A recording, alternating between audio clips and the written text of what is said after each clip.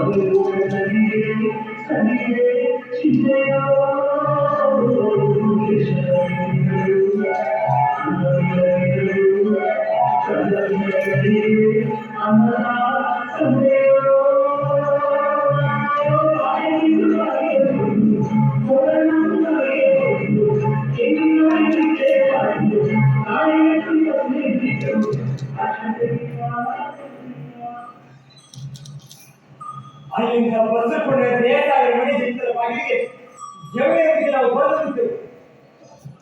ಆದರೆ ಅಲ್ಲಿಯೂ ಆಡಳಿತ ರಾಜಕೀಯವಾಗಿ ಅಲ್ಲಿ ಅಜ್ಜಿಗೆ ಹಲವು ಎಂದು ಹೇಳಿದರು. ಅಲ್ಲಿಂದ ನಾವು ಹೊರಡುವ ದಾರಿ ಪಿಚ್ಚೆ ಬದಲಾಯಿತು. ಅದು ದೇಸಾಯದ ತೋಟದ ದಾರಿ. ಆಗ ದೇಸಾಯದ ದರಗಳೆಲ್ಲ ಮನೆಯ ನೋಡಿಕೆ ಬಂದಿದ್ದವು.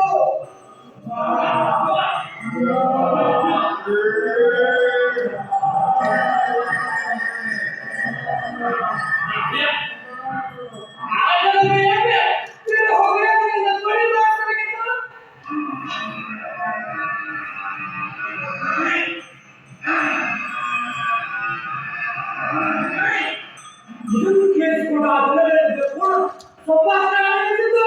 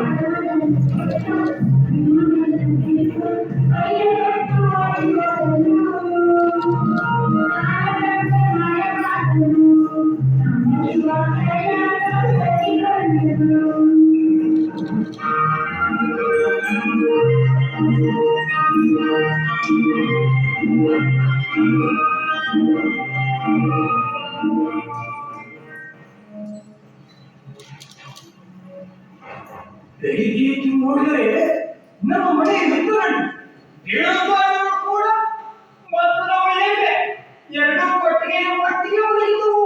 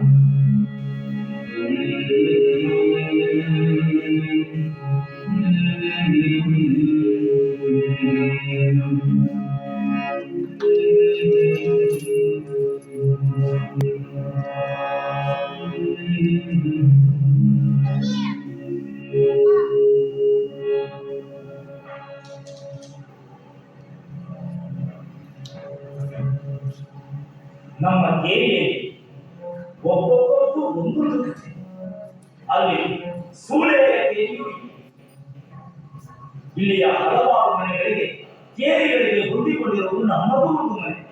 ನನಗಾಗ ಪ್ರಾಥಮಿಕ ಶಾಲೆಯ ಒಂದು ವಿದ್ಯಾರ್ಥಿ ವಯಸ್ಸು. ಅದು ಹಿರಿಯ ಚಿಂಕೆಯಂತೆ ಓಡಾಡುವಂತಹ ಒಂದು ಇದನ್ನು ಇವಳು ನಮ್ಮ ಕೇರಿಯ ಹೇಳಬೇಕಾಗಿಲ್ಲ. ನಾನು ಯಾವಾಗ ಕಾಲೇಜಿನ ಕಚೇರಿಯಲ್ಲಿದ್ದರೋ ಅವಳ ಕುರಿತಾಗಿ ನನಗನಿಸಿದ್ದು ಇಷ್ಟು. ಅದು ಒಂದು ಸಾಗರ ಕ್ರೀಡೆ, ತೀರಿ ತುಂಬಿದ ಮೈವಾಡ. ಅಷ್ಟೇನು ಎತ್ತರ ಇಲ್ಲದಿದ್ದರೂ ನಮ್ಮ ಕೇರಿಯ ಎಲ್ಲಾ ಬದುಕಿನ ಉತ್ತರ ತಂದಿದ್ದರು. ಹೀಗಾಗಿ ಊರಿನಲ್ಲಿ ಅಷ್ಟಲ್ಲದೆ ಊರ ಹೊರಗಿನ ಹಳ್ಳಿಗಳಿದ್ದರೂ ಜನ ಅವಳಿಗಾಗಿ ಹಂಬಲಿಸಿ ಬಂದಿತ್ತು. ಈ ಹದಿಹರೆಯದ ಹೆಣ್ಣಿನೊಂದಿಗೆ ನನಗೆ ಚಿಕ್ಕದಿಂದಲೂ ನಡು. ಆಕೆ ನೀರಿಗೆ ಹೊರಟರೆ ಆಕೆಯೊಂದಿಗೆ ನೀರಿನ ಹಬ್ಬವನ್ನು ಹಿಡಿದುಕೊಂಡು ಕೆಲವಾಗಿ ಹೋಗುತ್ತಿದ್ದೆ. ಆಕೆ ಪಡಿಸುವ ದುರ್ಬಲ ಕೆಲಸ. ಆಕೆಯ ಮನೆಯ ನಿಕಟ ಕೆಲಸಗಳು ತಪ್ಪಿದ್ದರು ಮಾತುಗಳು ತಪ್ಪಿರಲಿ.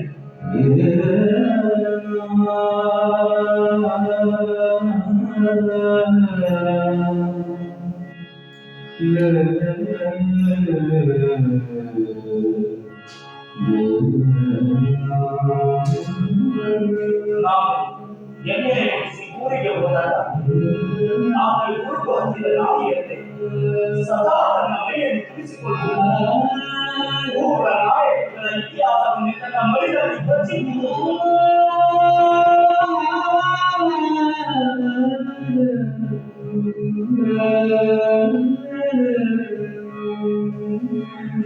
ರಾತ್ರಿ ಆದರೆ ಸಾಕು ನಮ್ಮ ಕೇರಿಗೆ ಜೀವ ಬರ್ತೀವಿ. ಉರಿಯುವ ವ್ಯಕ್ತಿಗೆ ಬಿದ್ದು ಅಳುವ ನೆಲವನ್ನು ಶಾಪ ಕೊಡುವ ಅಜ್ಜ ಹಾಕಿ ನಗರಕ್ಕೆ ಇರುವ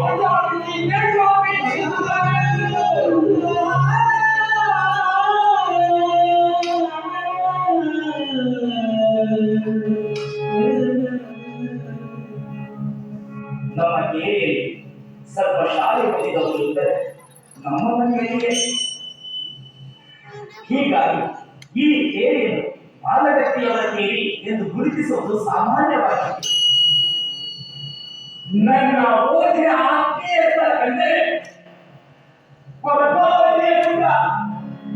ಅರುಹ ಶ್ರೀ ಚರಣವೇನು ಅನುದಿನ ಚಿರ ಶ್ರೀ ಚರಣ ನೆನೆವೆ ನಾನು. ಅರುಹ ಶ್ರೀ ಚರಣ ನೆನೆವೇನು ಅನುದಿನ ಚಿರ ಶ್ರೀ ಚರಣ ನೆನೆವೆ ನಾನು. ಅರಗಿರಿಗಳು ಭಾರ ಪುಷ್ಪವನೆ ಬಂತೆ, ಅರಗಿರಿಗಳು ಭಾರ ಪುಷ್ಪವನೆ ಬಂತೆ. ಅನಂತರಡಿಗಳ ನೆನೆವೆನು ನಾವು, ಅನಂತರಡಿಗಳ ನೆನೆವೆನು ನಾವು. ಮೊದಲು ನಮ್ಮ ಕೇರಿಯ ಒಬ್ಬನೇ ಒಬ್ಬ ವ್ಯಕ್ತಿ ಇಲ್ಲಿಗೆ ಓದಲು ಹೋಗುತ್ತಿದ್ದ. ಜೊತೆಗೊಬ್ಬರ ಕೆಲವೊಂದು ಋಣವನ್ನು ಬರೆದುಕೊಂಡು ಹೋಗುತ್ತಿದ್ದ. ಆತನ ಹೆಸರು ಸಿಟ್ಟ. ಈಗ ಈತ ಗ್ರಾಮದಲ್ಲಿ ಕೆಲಸಕ್ಕಿದ್ದಾನೆ. ಈತ ಓದುವ ಹವ್ಯಾಸವೇ ನನ್ನನ್ನು ಓದುವಂತೆ ಪ್ರೇರೇಪಿಸಿ. ಆತನು ಓದಿ ಮುಗಿದಂತ ನಾನೊಬ್ಬನೇ ಎಷ್ಟೋ ಬೇರೆ ಓದಲು ಹೋಗುತ್ತಿದ್ದೆ. ಈಗಂತೂ ಅದು ಓದುಗರ ಪವಿತ್ರ ಸ್ಥಳವಾಗಿದೆ. ಈ ಗುಡ್ಡದ ತುಂಬ ಎಲ್ಲರಲ್ಲಿ ಓದಿಗೆ ಇರುವುದನ್ನು ಕಂಡು ನನಗಂತೂ ಎಲ್ಲಿಂದಲೂ ಆಸೆ. ಮೊದಲ ನಾನು ಓದಿದ ದಿನಗಳಲ್ಲಿ ನನ್ನ ಕೇಳಿಯಂತೆಲ್ಲ ಖಂಡಿಸುತ್ತಿದ್ದರು.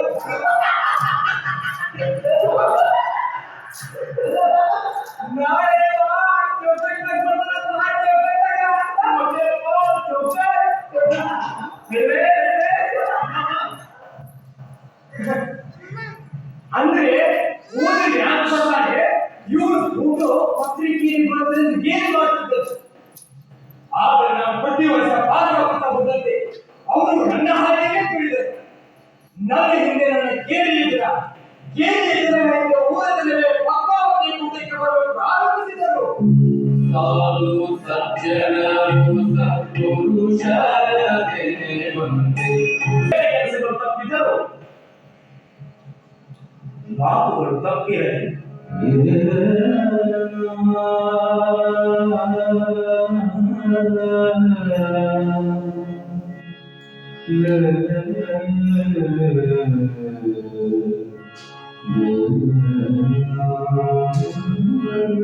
ನಾವು ಎಮ್ಮೆ ಓಡಿಸಿ ಊರಿಗೆ ಹೋದಾಗ ಆಮೇಲೆ ಹುಡುಕು ಹಂಚಿದ ನಾಯಿಯಂತೆ ಸದಾ ತನ್ನ ಮೈಯನ್ನು ತಿಳಿಸಿಕೊಂಡು ಊರ ನಾಯಕರ ಇತಿಹಾಸವನ್ನು ತನ್ನ ಮೈದಲ್ಲಿ ಬಚ್ಚಿ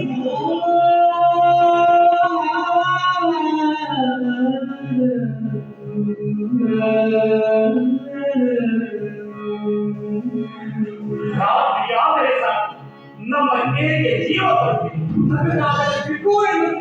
ಉಳಿಯುವ ವ್ಯಕ್ತಿಗೆ ಬಿದ್ದು ಅಳುವ ನೆಲವನ್ನು ಶಾಪ ಕೊಡುವ ಅಜ್ಜ ಹಾಕಿ ನಗರಕ್ಕೆ ಇರುವ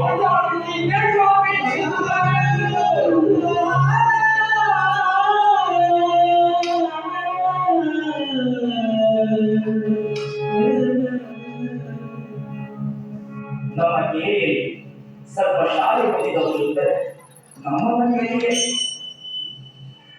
ಹೀಗಾಗಿ ಈ ಕೇರಿಯನ್ನು ಬಾಲವ್ಯಕ್ತಿಯವರ ಕೇರಿ ಎಂದು ಗುರುತಿಸುವುದು ಸಾಮಾನ್ಯವಾಗಿದೆ. ನನ್ನ ಓದಿನ ಆತ್ಮೀಯ ಸ್ಥಳ ಕಂಡರೆ ಪರಮಾವಧಿಯ ಗುಡ್ಡ ಅರುಹ ಶ್ರೀ ಚರಣವೆನು ಅನುದಿನ ಚಿರರ ಶ್ರೀ ಚರಣವೆನಿವೆ ನಾನು. ಅರುಹ ಶ್ರೀ ಚರಣವೆನಿವೆನು ಅನುದಿನ ಚಿರರ ಶ್ರೀ ಚರಣವೆನಿವೆ ನಾನು. ಅರಗಿರಿಗಳು ಭಾರ ಪುಷ್ಪವನೆ ಬಂತೆ, ಅರಗಿರಿಗಳು ಭಾರ ಪುಷ್ಪವನೆ ಬಂತೆ, ಅನಂತರಡಿಗಳ ಮೇಲೆನು ನಾವು, ಅನಂತರಡಿಗಳ ಮೇಲೆನು ನಾವು. ಮೊದಲು ನಮ್ಮ ಕೇರಿಯ ಒಬ್ಬರೇ ಒಬ್ಬ ವ್ಯಕ್ತಿ ಈಗ ಓದಲು ಹೋಗುತ್ತಿದ್ದ. ಜೊತೆಗೊಬ್ಬರ ಕೆಲವೊಂದು ನನ್ನನ್ನು ಕರೆದುಕೊಂಡು ಹೋಗುತ್ತಿದ್ದ. ಆತನ ಹೆಸರು ಸಿಟ್ಟ. ಈಗ ಗ್ರಾಮದಲ್ಲಿ ಕೆಲಸಕ್ಕಿದ್ದಾನೆ. ಈತ ಓದುವ ಹವ್ಯಾಸವೇ ನನ್ನನ್ನು ಓದುವಂತೆ ಪ್ರೇರೇಪಿಸಿ. ಆತನು ಓದಿ ಮುಗಿದಂತ ನಾನೊಬ್ಬನೇ ಎಷ್ಟೋ ಬೇರೆ ಓದಲು ಹೋಗುತ್ತಿದ್ದೆ. ಈಗಂತೂ ಅದು ಓದುಗರ ಪವಿತ್ರ ಸ್ಥಳವಾಗಿದೆ. ಈ ಗುಡ್ಡದ ತುಂಬ ಎಲ್ಲರಲ್ಲಿ ಓದಿಗೆ ಇರುವುದನ್ನು ಕಂಡು ನನಗಂತೂ ಎಲ್ಲಿಂದಲೂ ಆಸೆ. ಮೊದಲ ನಾನು ಓದಿದ ದಿನಗಳಲ್ಲಿ ನನ್ನ ಕೇಳಿಯಂತೆಲ್ಲ ಖಂಡಿಸುತ್ತಿದ್ದರು.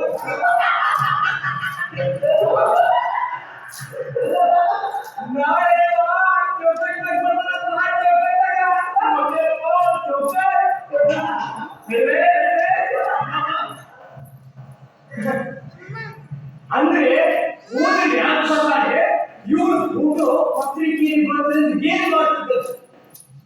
ಆದರೆ ನಾನು ಪ್ರತಿ ವರ್ಷ ಭಾಗವಹಿಸ್ತಾ ಬಂದಂತೆ ಅವರು ನನ್ನ ಹಾಗೆಯೇ ಕುಳಿದರು. ನನ್ನ ಹಿಂದೆ ನನ್ನ ಕೇಳಿದ್ರ ಊರದಲ್ಲೇ ಪಕ್ವಾವತಿ ಕೂಟಕ್ಕೆ ಬರಲು ಪ್ರಾರಂಭಿಸಿದರು. ಸಾಧು ಸಜ್ಜನರು ಸತ್ಪುರುಷರೇ ಬಂದೆ ಅನುದಿನ ಚರಣ ನೆನೆವೆ ನಾನು ಅರುಣ ಶ್ರೀ ಚರಣ ನೆನೆವೆನು ಅನುದಿನ ಚಿನ್ನ ಶ್ರೀ ಚರಣ ನೆನೆವೆ ನಾನು ಅಲಗಿರಿಗಳು ಫಲ ಪುಷ್ಪವ ನೆನೆವಂತೆ ಅಲಗಿರಿಗಳು ಫಲ ಪುಷ್ಪವ ನೆನೆವಂತೆ ಅನಂತರಣಿಗಳ ನೆನೆವೆನು ನಾವು ಅನಂತರಣಿಗಳ ನೆನೆವೆನು ನಾವು ಮೊದಲು ನಮ್ಮ ಕೇರಿಯ ಒಬ್ಬರೇ ಒಬ್ಬ ವ್ಯಕ್ತಿ ಇಲ್ಲಿಗೆ ಓದಲು ಹೋಗುತ್ತಿದ್ದ. ಜೊತೆಗೊಬ್ಬರ ಕೆಲವೊಂದು ನನ್ನನ್ನು ಕರೆದುಕೊಂಡು ಹೋಗುತ್ತಿದ್ದ. ಆತನ ಹೆಸರು ಕಿಟ್ಟ. ಈಗ ಈತ ಕ್ಯಾಂಪನಲ್ಲಿ ಕೆಲಸಕ್ಕಿದ್ದಾನೆ.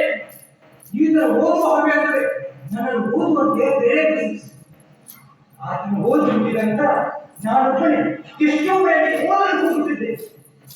ಹೀಗಂತೂ ಅದು ಓದುಗರ ಪವಿತ್ರ ಸ್ಥಳವಾಗಿದೆ. ಈ ಗುಡ್ಡದ ತುಂಬ ಎಲ್ಲರಲ್ಲಿ ಓದಿಗೆ ಇರುವುದನ್ನು ಕಂಡು ನನಗಂತೂ ಎಲ್ಲಿಂದ ಆಸೆ. ಮೊದಲು ನಾನು ಓದಿದ ದಿನಗಳಲ್ಲಿ ನನ್ನ ಕೇರಿಯ ಸ್ನೇಹಿತರೆಲ್ಲ ಖಂಡಿಸುತ್ತಿದ್ದರು.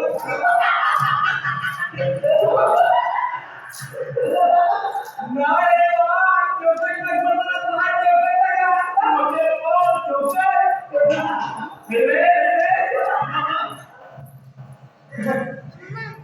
ಅಂದ್ರೆ ಓದಿಗೆ ಯಾಕೆ ಇವರು ದುಡ್ಡು ಪತ್ರಿಕೆಯಲ್ಲಿ ಬರೋದ್ರಿಂದ ಏನು ಮಾಡ್ತಿದ್ದರು. ಆದರೆ ನಾವು ಪ್ರತಿ ವರ್ಷ ಭಾಗವಹಿಸ್ತಾ ಹೋದಂತೆ ಅವರು ನನ್ನ ಹಾಗೆಯೇ ತಿಳಿದರು.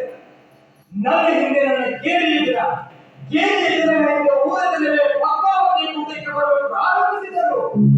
ಸಾಧು ಸಜ್ಜನರು ಸತ್ಪುರುಷರನೆ ಬಂದೆ ಸಾಧು ಸಜ್ಜನರು ಸತ್ಪುರುಷರನೆ ಬಂದೆ ಶ್ರೀ ಸಿದ್ಧರಿಗಳ ನೆನೆವೆ ನಾನು ಉತ್ತಮ ಸತಿತಮ್ಮ ಪುರುಷನ ನೆನೆ ಬಂದೆ ಉತ್ತಮ ಸತಿತಮ್ಮ ಪುರುಷನ ನೆನೆ ಬಂದೆ ಅಕ್ಷರಲೋಕ ನೆನೆವೆನು ನಾನು ಅಕ್ಷರಲೋಕ ನೆನೆವೆನು ನಾನು ಸಾಧು ಸಜ್ಜನ ಸತ್ಪುರುಷರನೆ ಬಂದೆ ಶ್ರೀ ಸಿದ್ಧರಿಗಳ ನೆನೆವೆ ನಾನು ಉತ್ತಮ ಸತಿತಮ್ಮ ಪುರುಷನ ನೆನೆ ಬಂದೆ ಉತ್ತಮ ಸತಿತಮ್ಮ ಪುರುಷನ ನೆನೆ ಬಂದೆ ಅಕ್ಷರಲೋಕ ನೆನೆವೆನು ನಾನು ಅಕ್ಷರಲೋಕ ನೆನೆವೆನು ನಾನು ಸಾಧು ಸಜ್ಜನ ಸತ್ಪುರುಷರನೆ ಬಂದೆ ಶ್ರೀ ಸಿದ್ಧರಿಗಳ ನೆನೆವೆ ನಾನು ಉತ್ತಮ ಸತಿತಮ್ಮ ಪುರುಷನ ನೆನೆ ಬಂದೆ ಉತ್ತಮ ಸತಿತಮ್ಮ ಪುರುಷನ ನೆನೆ ಬಂದೆ ಅಕ್ಷರಲೋಕ ನೆನೆವೆನು ನಾನು ಅಕ್ಷರಲೋಕ ನೆನೆವೆನು ನಾನು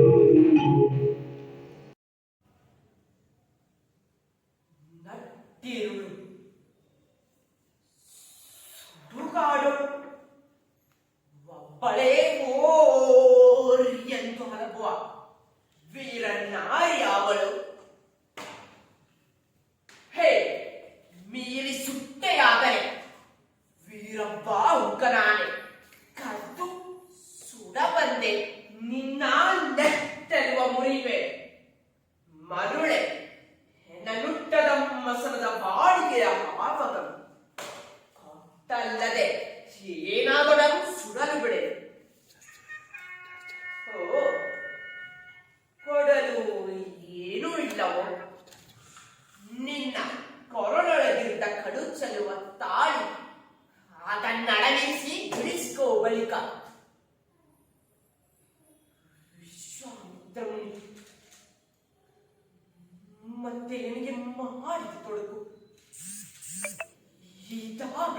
ಶಿವನೇ, ಯಾರು ನಿನ್ನೆದೆಯ ಕೆಲವು ಕೊಡಲಿಲ್ಲ, ಅದೇ ಕಲ್ಪೆಸರಿಕೊಳ್ಳಲು ಬಿಡುವನೆ.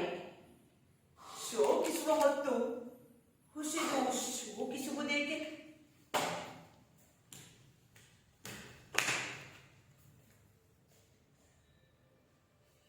ಈ ಸತಿಯ,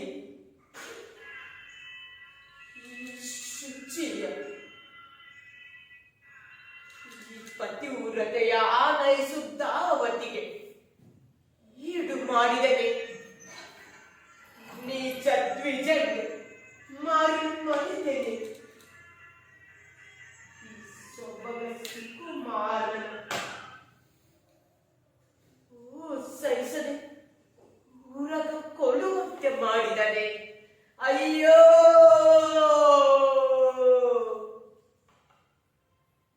ಲೋಹಿತಾಶ್ವ,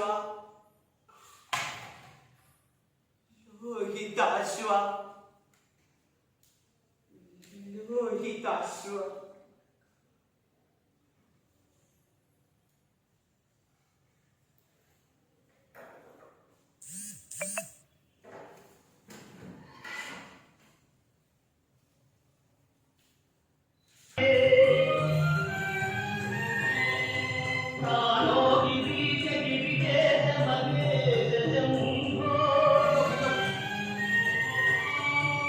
ದೇವಾಲಯ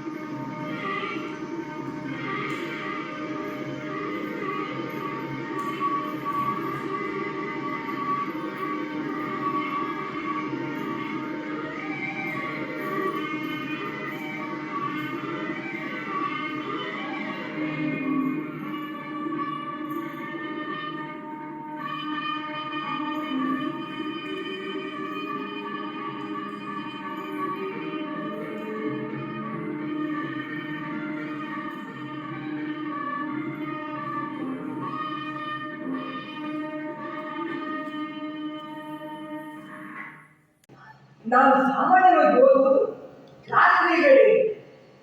ಆಗ ತಾನೇ ವಿದ್ಯುತ್ ದೀಪ ಕೇರಿಗೆ ಪ್ರವೇಶವಾಗುತ್ತದೆ. ಆದರೆ ಇನ್ನು ಯಾರ ಮನೆಯಲ್ಲೂ ಪ್ರವೇಶವಾಗಿದ್ದಿಲ್ಲ. ಹೀಗಾಗಿ ನಾನು ರಸ್ತೆಯ ದೀಪದ ಮೇಲೆ ಕುಳಿತು ಓದುವ ರೂಢಿ ಮಾಡಿಕೊಂಡಿದ್ದೆ. ಕೆಲವು ವಿದ್ಯುತ್ ಚಿಂತೆ ಕೈ ಕೊಟ್ಟಾಗ ಗುಡ್ಡಿನ ಬಳಿ ಓದುವ ಬಾಡಿಕೆಯಿತ್ತು.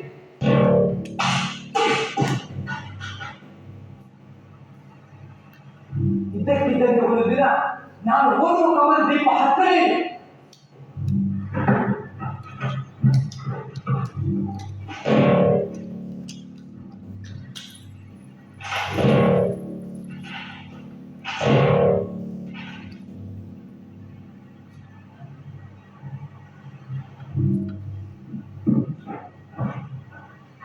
ಪಂಚಾಯತಿಗೆ ಹೋಗಿ ದೂರು ಸಲ್ಲಿಸಿ ಮರುದಿನ ಕಮಲದ ದೀಪ ಹತ್ತಿತು.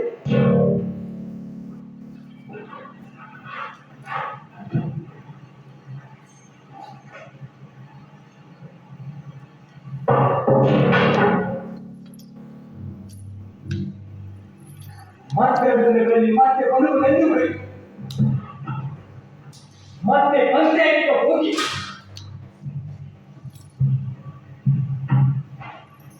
ಸರ್ ಇದೊಂದು ಸಾರಿ ಬಳಿ ಹಾಕಿ ಕೊಡಿ ಸರ್ ಎಂದು ಬೇಡಿಕೊಂಡು. ಏನೋ ಹಿಂಗೆ ಕೆಲಸ ನೀನು ಓದ್ತೀಯೋ ನಮ್ಮ ಜೋಡಿ ಆಟ ಆಡ್ತೀಯೋ? ಇಲ್ಲ ಸರ್, ಆ ಕಮಲದಲ್ಲಿ ಮುಳುಗಿದೆ ಅಂತ ಕಾಣಿಸುತ್ತೆ. ಅದನ್ನು ಸ್ವಲ್ಪ ಬಿಗಿ ಮಾಡಿ ಹಾಕಿದ್ರೆ ಸರಿ ಆಗಬಹುದು ಸರ್. ಏನು ಹೇಳೋ ಹೇಳು. ಏ ಜೊತೆ ಸರಿ ಆಗೋದು ಹೇಳೋ ಅವ್ನಿಗೆ. ಮರುದಿನ ಕಮಲದ ದೀಪ ಹತ್ತಿತು.